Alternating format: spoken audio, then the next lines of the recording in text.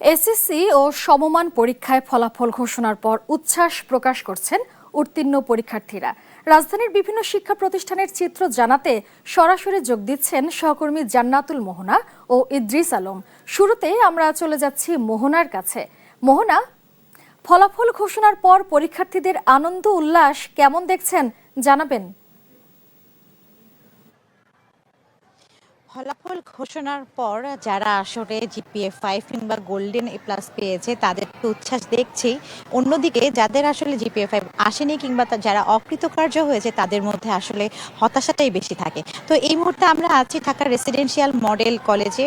কিছুক্ষণ আগ পর্যন্ত কিন্তু যারা জিপিএ 5 পেয়েছেন যে সকল শিক্ষার্থীরা, এই কলেজে 99.69% পাশের হার এবং জিপিএ 5 পেয়েছেন 400 জন 651 জনের মধ্যে। তো আমরা কিছুক্ষণ আগেও দেখেছি যে ঢাক ঢোল পিটিয়ে তারা কিন্তু অনেক আনন্দ উদযাপন করেছে। এখন হয়তো আমরা দেখছি যে সেই আনন্দ উদযাপনের সংখ্যাটাও কমে এসেছে, শিক্ষার্থীরাও যে যার বাড়িতে ফিরে গেছে।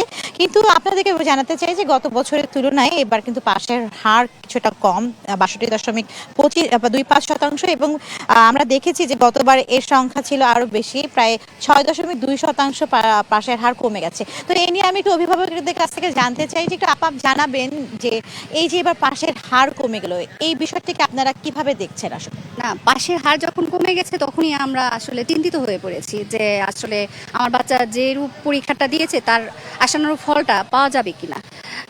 সেটার একটাই এখন বিকল্প হচ্ছে মানে পড়াশোনা করতে হবে অ্যাট ফার্স্টের থেকে।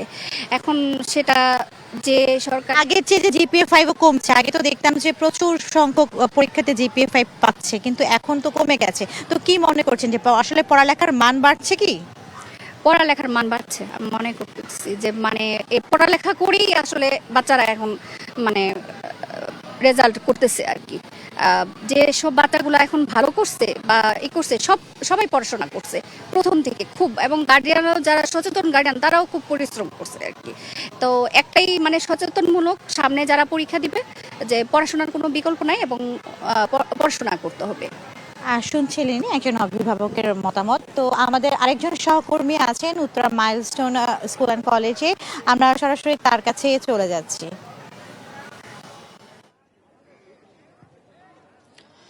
কিছুক্ষণ আগে আমাদের সহকর্মী মোহনা জানাচ্ছিলেন আসলে এসএসসি পরীক্ষার যে ফল প্রকাশের পরের যে চিত্রটি, আসলে আনন্দ উল্লাস এগুলো জানাচ্ছিলেন। একই সাথে আমি জানিয়ে রাখি, সকাল থেকে আমি ছিলাম রাজধানী Uttara RAJUK model school and কলেজে।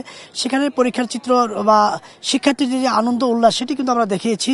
কিন্তু একই সাথে দুঃখজনক হলো যে সকাল 10টায় নাগাদ কিন্তু এসএসসি পরীক্ষার ফলাফল শিক্ষা মন্ত্রণালয় বোর্ডে কিন্তু ঝুলিয়ে দেওয়া হইলেও কিন্তু ওয়েবসাইট থেকে কিন্তু রেজাল্ট এখনও পর্যন্ত, যে দুটি স্কুলে আমি রয়েছি, এখন রয়েছি মাইলস্টোন স্কুল অ্যান্ড কলেজের, আগে ছিলাম রাজুক উত্তরা মডেল স্কুলে, সেখানেও কিন্তু তারা এই যে পাশের যে হার এবং পাশের যে সংখ্যাটি রয়েছে সেই সংখ্যাটি কিন্তু তারা বসাতে পারেনি। অর্থাৎ যে রেজাল্টটি তারা বলছেন যে সার্ভার জটিলতার কারণেই মূলত তারা পুরোপুরি ফল প্রকাশ করতে পারছেন না। এরই মধ্যেই শিক্ষার্থীরা নিজ নিজ উদ্যোগে কিন্তু ওয়েবসাইটে ঢুকে তাদের রেজাল্ট জেনেছেন এবং জানার পরেই তারা স্কুলে এসেছেন এবং উল্লাস করেছেন। কিছুক্ষণ আগে মাইলস্টোনও এসএসসি পরীক্ষার্থীরা ছিল এবং আমরা দেখেছিলাম তাদের আনন্দমুখর পরিবেশ।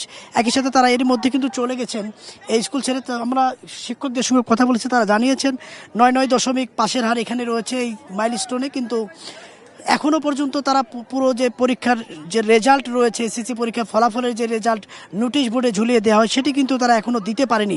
আমরা জানার চেষ্টা করেছিলাম, না দেওয়ার কারণ তারা বলছেন যে সকাল থেকে তারা চেষ্টা করছিলেন আসলে ওয়েবসাইটে ঢোকার জন্য, তারা ওয়েবসাইটে না ঢুকতে পারার কারণে কিন্তু এখনও পুরোপুরি যে রেজাল্টটি রয়েছে স্কুলের নোটিশ বোর্ডে কিন্তু এখনও টাঙানো সম্ভব হয়নি।